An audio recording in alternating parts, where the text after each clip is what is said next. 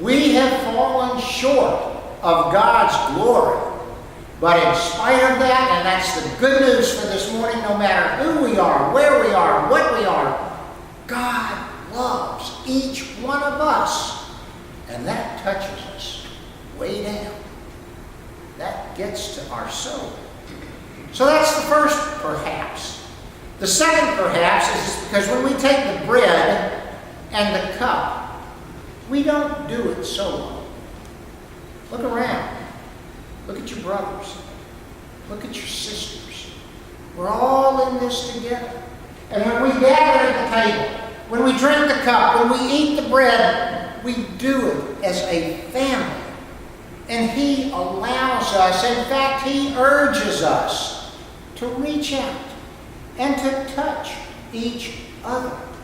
Carol mentioned it a moment ago that she felt the prayers through so many different ways, be it cards, be it calls, be it emails, well, maybe not emails, but all those things. You know, God's family communicates, and God's family says in so many different ways, God loves you through me. God loves me through you. We are family. A few years back, there was a wonderful, powerful film. The name of that film was called Places in the Heart. And it was pretty obscure, and you may have seen it, and you may not. But it was set in the South, home, during the Depression. And it told about the father of two small children who was accidentally shot and killed in a horrible accident. And unfortunately, it was a young black man who shot the father during a drunken spree. And guess what happened to that young black man in the South at that point in time? He was lynched. And the widow of the young man who was killed is left totally penniless. She's about to lose her home through foreclosure. And she struggled so valiantly and so hard to keep her home and to keep the crop of cotton that everything depended upon. A drifter, an unemployed black man. An unemployed black man named Moses comes into her life and helps her harvest her cotton and salvage her farm. And eventually, Moses is run out of town by the Klan. And this was at the behest, at the urging of the gin operator who wanted the money from that cotton crop. And he just didn't appreciate the advice and the help that that black drifter gave to that woman. And there are other characters in the movie, particularly one young couple, who are just torn apart because of unfaithfulness. The movie's quite sad, but in the closing scene, you see a worship service. A congregation gathered on Sunday morning. And as the scene goes on, we come to the point where the church begins the communion service. And as the camera pans the congregation, you realize this is not any just normal congregation, because there in the front is the widow. And there, 2 rows back, is Moses, who has been run out of town. And the widow's dead husband is there. And so is the young black man who shot him. Even the banker who was about to foreclose on that mortgage and the cotton gin farmer who were there. There were members in that worship service of the Klan and black tenant farmers. The couple whose marriage had been torn apart, they had reconciled. They were back in the church. They were holding hands.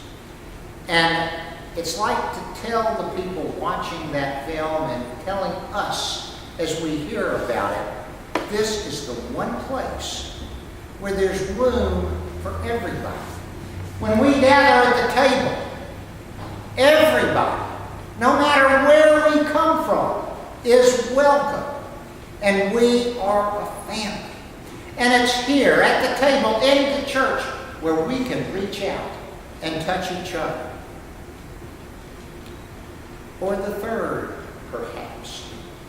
Perhaps it's because in the act of the Lord's Supper, you and I are able to reach out and touch Christ.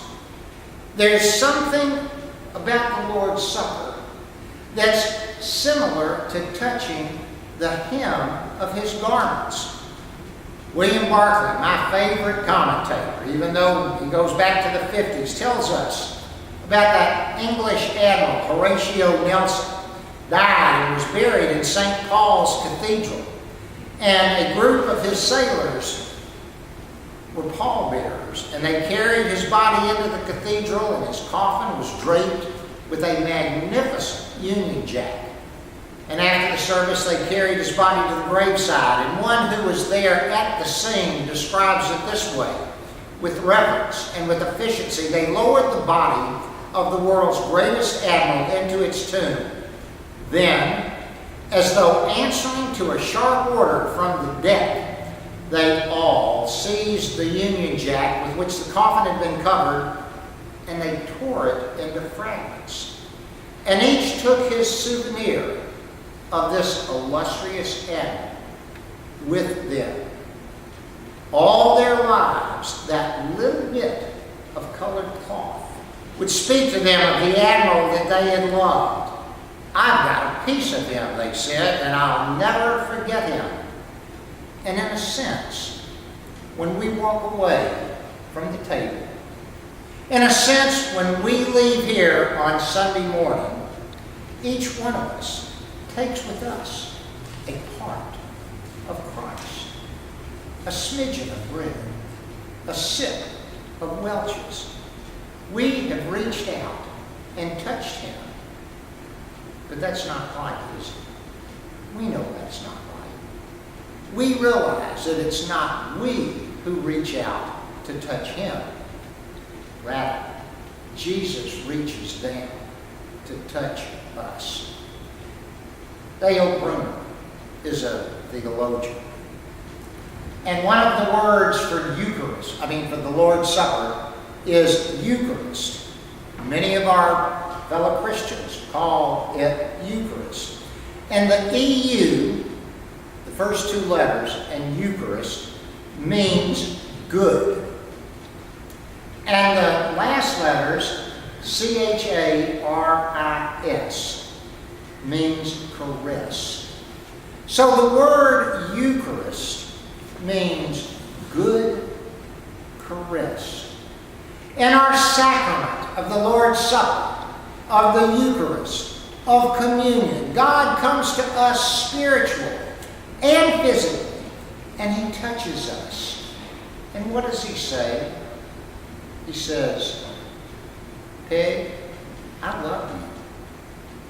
He says, Mark, I love you. He touches us with a soft, soft caress. No wonder the sacred meal moves us like it does. He is the bread of life. He alone touches us and satisfies our deepest needs. Only Christ allows us to reach out and to touch one another. And at no other time do we come any closer to touching him than when we eat the bread and when we drink the wine.